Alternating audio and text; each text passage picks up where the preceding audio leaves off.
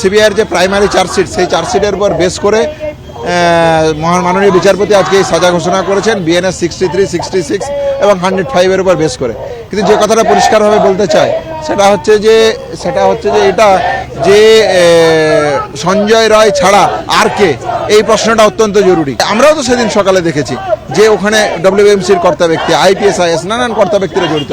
তাহলে যে এবং সিবিআই যে চার্জশিটে বলছে যে এভিডেন্স ডিস্ট্রাকশন হয়েছে, ইনভেস্টিগেশন হাসাপ হয়েছে এবং এভিডেন্স টেম্পার করা হয়েছে, যদি এই জায়গাটাই হয়ে থাকে তাহলে তার জন্য দায়ী কারা? তাদেরকে তো সামনে আনতে হবে। তাহলে সাপ্লিমেন্টারি চার্জশিট আপনি দিচ্ছেন না কেন? একাধিক ব্যক্তি জড়িত, এই কথা আমরা বলছি না, একথা ফরেন্সিক যে রিপোর্ট সেই রিপোর্টও সেম কথা বলছে।